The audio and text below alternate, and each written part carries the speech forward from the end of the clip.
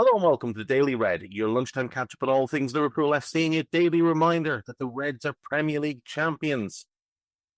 And we're living in an alternative universe in which yesterday David Ornstein credited Indykaila with breaking a story. Now, I know it wasn't a Liverpool-based story, but Indy got his start as a Liverpool spoof account. And through years of spoofing, did develop some decent contacts. But now the game has been raised, and Indy has had really good insight this summer.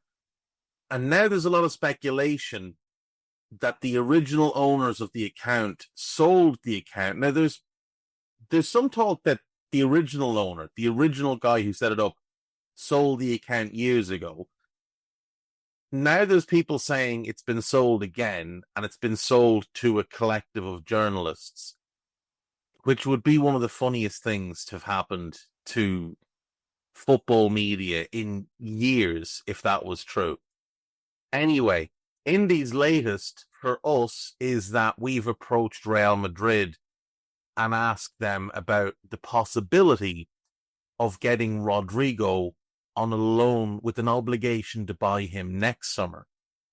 Now, I floated the idea of this about 2 weeks ago that it might be something we could look at. I think it would be a clever move for us if we can push back the payment till next summer. We could sell Gakpo next summer and largely cover that payment. Yesterday, a number of journalists, European journalists, linked us to Bradley Barcola.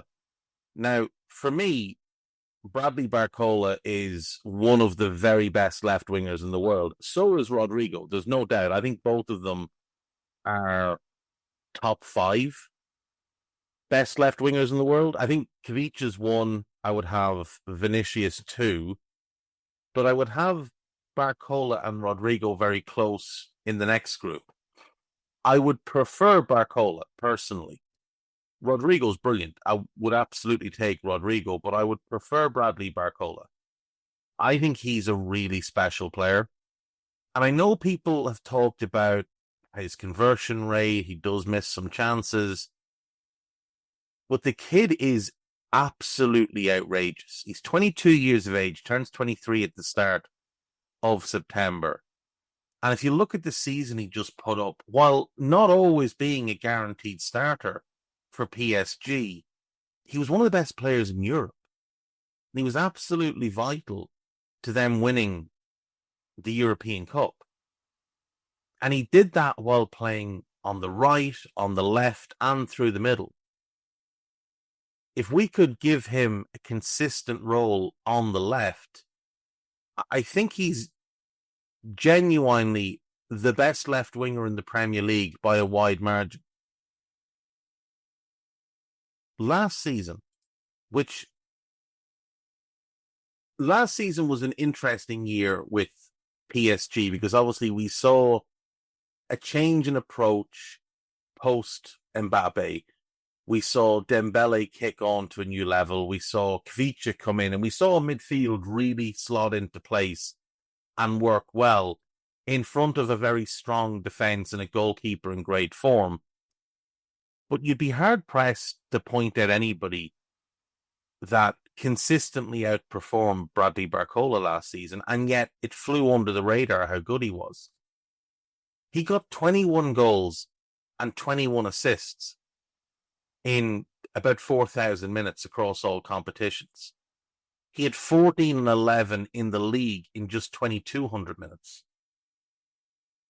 And that was playing in a multitude of positions. And yes, he might have started left wing in the vast majority of his games, but he also got moved in-game into central areas when Dembele would go off, over to the right if, say, Doué came on. The season before, he had 5 and 9, which doesn't look great on the surface, but he did that in only 2,400 minutes. And he did that in a team that didn't play well, that didn't function properly because of all of the drama that was going on around Kylian Mbappe. Now, I don't know if it's possible for us to get Bradley Barcola. PSG don't really seem like they want to sell. So it's possible that they won't sell. He's got 3 years left on his contract. The talk was he's an alternative to Isak. I don't believe that he will be an alternative to Isak because he's not a striker. And if we're pot committed to going for Alexander Isak, if we don't get him, I think we'd be more likely to just put that money to one side and wait for him till next summer. I believe we'll get him, but I don't think there is an alternative. I think he's a one-of-one target. Barcola would be a wing signing. Start on the left, cover on the right for when Mo goes to AFCON or needs a rest. He's clearly a better player than Cody. So he would upgrade our team. And let's not forget, this summer we are moving on a lot of forward players. Darwin is gone. Diaz is gone. Harvey is going. Diogo passed away. But Federico Chiesa likely goes.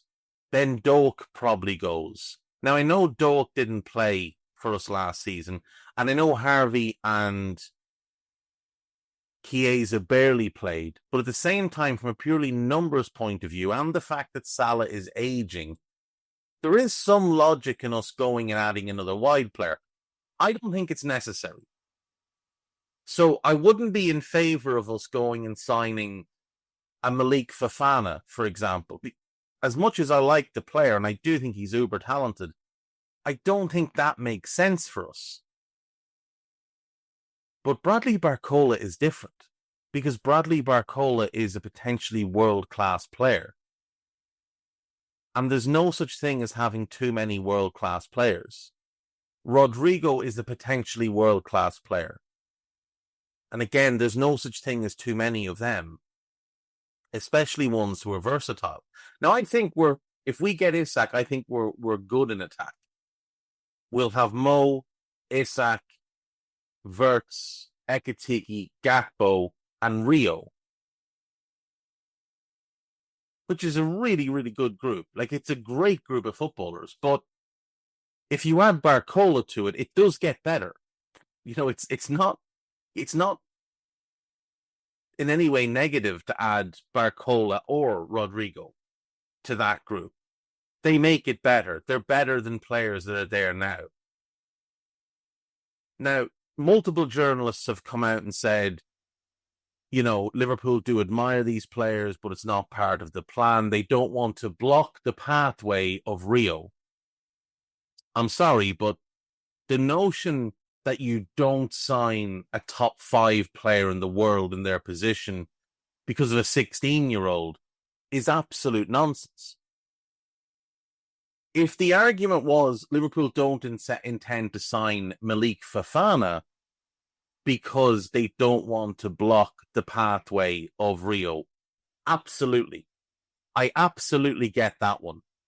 Because Malik Fofana at this point would be a depth squad player for us. He would be maybe third choice on the left wing.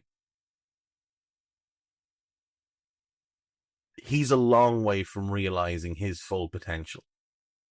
You know, last season he wasn't even a full-time starter for Lyon. So for us, he'd be an end of the bench option. And that blocks the pathway for Rio, because there's 3 and a bit years between them. So that one I could see. But Barcola and Rodrygo are from a completely different category. And I think Cody goes next summer. I think he will be one of the first names on the list to go next summer, because he'll have 2 years left in his deal. He's not an elite level player, and he's not the type of player I see as wanting to extend. So I think he'll go next summer. In which case, the backup left wing position opens up. If we were to sign Rodrygo or Bradley Barcola, they become the starter. Cody's the backup. Next summer, you sell Cody on, and all of a sudden now there's a clear spot in that group.